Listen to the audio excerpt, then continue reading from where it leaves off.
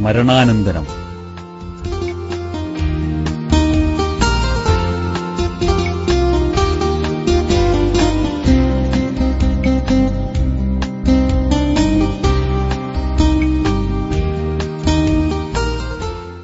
മനുഷ്യാരംഭം മുതൽ എല്ലാ കാലഘട്ടങ്ങളിലും ചില മനുഷ്യർ പരലോക നിഷേധികളായുണ്ടായിരുന്നു. മുഹമ്മദ് നബിയുടെ കാലഘട്ടത്തിലും അത്തരക്കാരുണ്ടായിരുന്നു.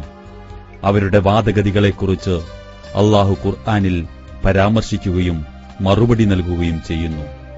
അവർ ചോദിക്കുന്നു, ഞങ്ങൾ കേവലം അസ്ഥികളും മണ്ണുമായി തീർന്നാൽ പിന്നെ രണ്ടാമതും എഴുന്നേൽപ്പിക്കപ്പെടുമെന്നോ? അവരോട് പറയുക, നിങ്ങൾ ശിലകളോ ഇരുമ്പോ ആയിക്കൊള്ളുക.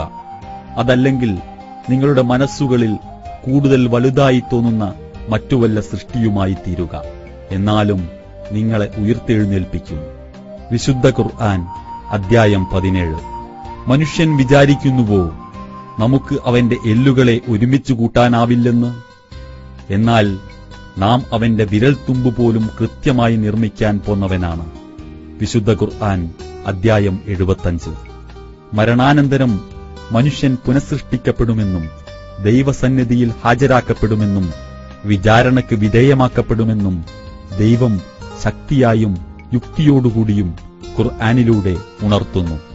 ഈ ലോകത്ത് ദൈവകൽപ്പനകൾ അനുസരിച്ച് ജീവിക്കാൻ നാം ബാധ്യസ്ഥരാണല്ലോ. ദൈവകൽപ്പനകൾ അനുസരിക്കാതെ ദേഹേച്ഛയ്ക്ക് വിധേയമായും ദൈവേതര വ്യവസ്ഥകൾ അനുസരിച്ചും ജീവിച്ചവർക്ക് കഠിനവും വേദനാജനകവും ശാശ്വതവുമായ ശിക്ഷ ലഭിക്കും. നരകമെന്നാണ് ആ ശിക്ഷാസങ്കേതത്തിന് പേര്. അഗ്നിയുടെ ലോകമാണത്. പിന്നീട് മരണം സംഭവിക്കുകയില്ല. ഊഹിക്കാൻ കഴിയാത്ത തരത്തിലുള്ള വേവും ചൂടും വേദനയും അനുഭവിച്ച് അതിൽ കഴിച്ചുകൂട്ടണം. അവരതിൽ ശാശ്വതവാസികളാണെന്നാണ് വിശുദ്ധ ഖുർആൻ പറയുന്നത്. അതേസമയം ദൈവത്തിൽ വിശ്വസിച്ച് ദൈവകൽപ്പനകളനുസരിച്ച് ജീവിച്ചവർക്ക് മോക്ഷമാണ് ലഭിക്കുക. സ്വർഗമെന്നാണതിന് പേര്. പരമാനന്ദത്തിൽ മുഴുകി ഇണകളോടൊത്ത് എന്നെന്നും അതിൽ കഴിയാം. മനുഷ്യനാഗ്രഹിക്കുന്നതെല്ലാം അവിടെ ലഭിക്കുന്നു. അവരതിൽ ശാശ്വതവാസികളാണെന്ന് വിശുദ്ധ ഖുർആൻ പറയുന്നു.